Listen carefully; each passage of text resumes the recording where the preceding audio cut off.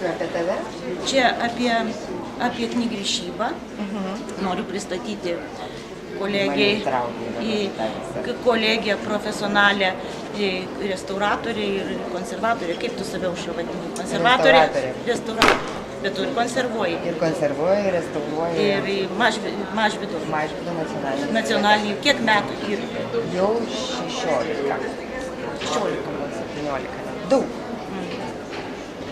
Mano kolegos, aš labai gaila, kad aš negaliu čia atvažiuoti ir ilgiau pabūti, bet aš pamenu, kai aš pradėjau studijuoti, tai aš labai broviausi pas Aušrą Vaitiekūnaitę į jos erdves ir prašiau man viską rodyti ir jinai buvo kantriai, reiškia, nubėgo nuo savo darbo ir man labai ilgai rodė. Labai daug rodė, netgi nuvedė ten į tos į popieriaus, konservavo visus, kur baltais chalatais ir visą kitą. Taip kad aš dar turiu pasakyti, kad Aušra yra dailininkė. Plius yra dailininkė, nes baigus Talino dailės akademiją. Ir Lietuvoje yra toks suvokimas, odininkas, dailininkas ir tai yra geras suvokimas, nes Skandinavijoje, ten, kur aš mokiausi, aš pabrėžiu, kad aš nesu dailininkė, aš esu amatininkė, aš esu knygrišė ir man yra, tai mano amatas, profesija, iš kurios aš duoną valgau. Ir jeigu tik tai aš, taip sakyt, Aušra dirba valstybės institucijose, bet mūsų vis tiek darbas panašus, nes aš dirbu su knyga, kurie man atneša arba privatus klientai arba bibliotekos ir kurias man reikia knygas taisyti. Bet aš neturiu tos užduoties, kad aš patapčiau, kad mano darbas yra meno kūrinys, ar taip mano darbas yra. Aš turiu misiją sutvarkyti tinkamai knygą ir nepridaryti per daug klaidų. Ir tuo labiau, kad Skandinavijoje būtent mus to ir moko. Man čia taip pavyko, kad aš jau patapau Dailininkų sąjungos nare, nes aš čia esu padariusi ir tokių objektų, bet vis tiek tai yra skirti knygai, tai yra knygos objektai, aš taip vadinu. Taip. Labai gražu. Taip, aš rodžiu visą pavadinę, ne visą, čia keletas. Čia mes, matai, ryšam. Kiekvienais metais mūsų knygrišių asociacija mes darom Nobelio muziejui. Po knygą, 2-3 knygas. Bet tokia konceptas yra toks, kad, reiškia, kai tik tai Nobelio muziejus paskelbė, tai yra ne Nobelio muziejus, Švedų akademija paskelbė Nobelio premijos, literatūros Nobelio premijos laureatą, mes knygnešiai, mes skambinam tiesiai šitam leidyklai, kuri tam, mes jau žinom, kad pavyzdžiui, čia buvo 2009 ar 2010, nebepamenu metais, gavo, reiškia, iš Peru rašytojas Mario Vargas Llosa ir mes iš karto surandam tą leidyklą, kuri išleido ir įsigyjam knygą lankais ar antramas, kaip jūs vadinat, lankais. Ta prasme, neįrišta knyga, bet tai čia Aušrai tai man nereikia aiškinti, viską labai gerai žino. Ir tada mes, reiškia, kviečiame savo kolegas iš to šalies, iš kurios Nobelio premijos laureatas. Ir šiuo atveju, kai paskambino mano dėstytojas Per Andersis, paskambino, nes jisai projekto vadovas, jis paskambino į Peru ir paaiškėjo, kad ten tik tai vienas knygrišys. Nu, gal aišku, gal... Vienintelis tokioj šaly, didžiuliai. Ne, bet tai gerai, bet galbūt čia buvo visiškai kita istorija, galbūt tiesiog nebuvo kažkokio tai internetinio žinojimo. Bet kadangi Mario Vargas Llosa, jisai gyvena Madride, Ispanijoje, mes pasikvietėm ispanų kolegas. Ir tarp kitko, aš nustebau, kokie ispanai tvirti. Aš labai nustebau, nes man atrodė prancūzai, wow. Bet kai pamačiau ispanus, jau ten... Bet žinok, ispanai tikrai mane nustebino savo techniką ir tai visi pripažino mūsų asociacijos nariai. Aš nustebau, bet tai buvo, pasirodo, jie irgi mokėsi Paryžiuje, mokėsi Prancūzijoje. Daugelis mokė, nes yra tas, čia va prancūziškas įrišimas, čia visi šitie ryšiai ir mes raiškiai darėm šitas knygas ir jinai buvo rodoma Nobelio muziejui, paskui čia ta dėžė, kaip jūs vadinat dėžė? Mes vadinam Solander. Solander, žinai, kas buvo švedas, kuris Linėjaus mokinys, jisai jisai išvažiavo į Angliją ir pradėjo tokias dėžutės daryti savo augalams. Na, kaptalą irgi siuvo ant rankų. Taip, Solander tai jo vardas. Reiškia, tapo šituo vardu. Ir čia dar kita. Pavyzdžiui, šiais metais mes ryšom Alice Monroe ir Mujang ir kviečiam kolegas iš Amerikos. Ir čia biškai geriau nežiūrėk šito, nepamėgės.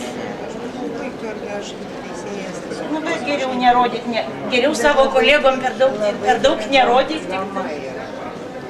Nu, čia reiškia knyga, kaip turi atspindėti turinį ir taip toliau, kaip čia ta vienintelė tokia meninė ir formos kalba, kurią aš jau bandau irgi kartais šiek tiek pakalbėti. Taip. Nors per daug, pavyzdžiui, kai restauracija ir konservavimas, tai geriau iš vis apie save nekalbėti.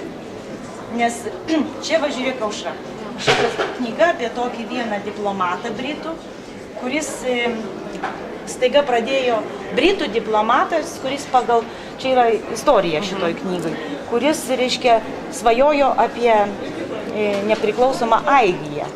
Paradoksas, jisai jį, žinai, Pakorė. jo martyr, aš nežinau netgi dabar žodžiu, kaip čia vadinasi, nu kankinys ar kaip čia, nes čia buvo biski per daug, tai va čia lyg ir čia ta tokia forma, lyg ir svajonė apie...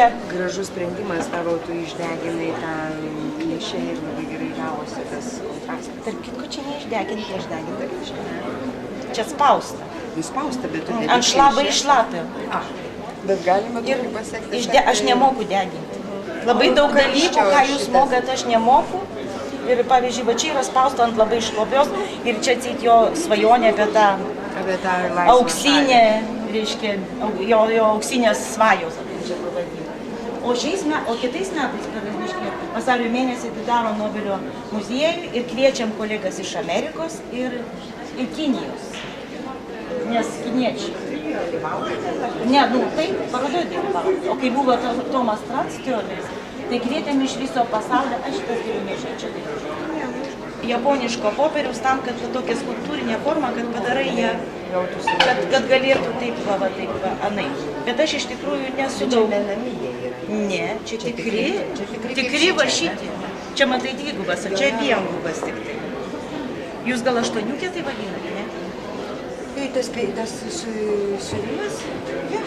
Aštuoniukė. Ar yra koks nors ten? Ne. Nes ten, kadangi vis tiek jau tėvas buvo labai, jau mano uošvis apsirgo, reiškia, prieš mirtį, žinai, ir jį labai prižiūrėjo ten būtent Antonijo pusseserė ir jo sūnus.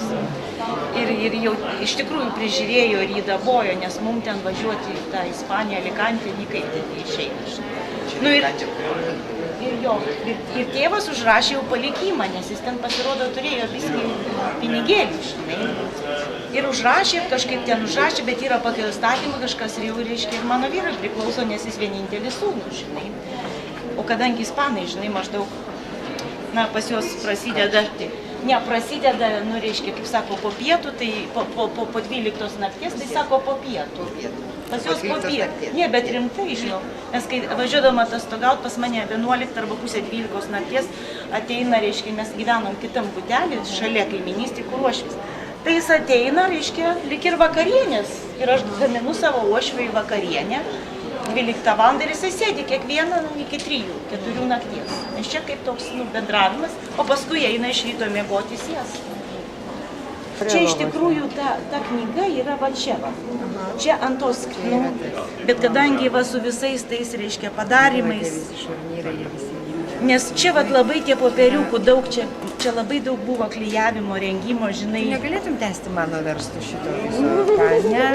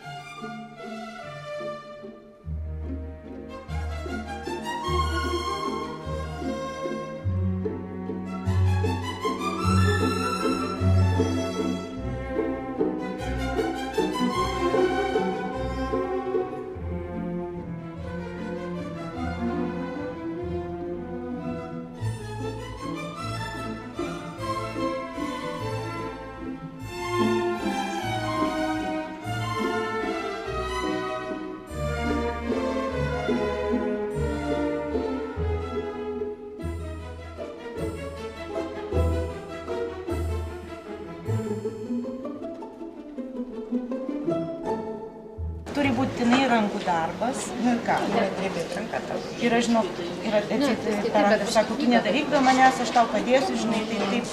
Aš galvoju, nu jisai stovės man už nugaros ir aš darysiu. Jis tik išėjo su šuniuku pasivaikščioti, aš tik capt. Ir žinok, pati klinkt tiesiai ant šito. Ir žiūriu, nekreivai, žinai, ir reiškia, tu gali atsisakyti, aš galėjau nešti, reiškia, tikram moksluotojui, jis būtų padaręs kazėk, žinai, rankinį, bet tada aš turiu parašyti, kad aš ne pati dariau ir man jau aš negaliu pretenduoti nei į sidabro medalį, nei į auksą medalį. Man minusas. Ir tada, žinok, bet man čia gera idėja atėjo, kad aš va taip... Čia labai gerai tu išsprendėsi. Ir žinok, ir aš atėjau. Jinai būtų per jo, aš mėgstu daryti antkapį. Ir žinok, aš tą taip padariau. O kaip tu, pavyzdžiui, tu neturi kokio, kaip va šitą va tą jungimą užfiksuoti,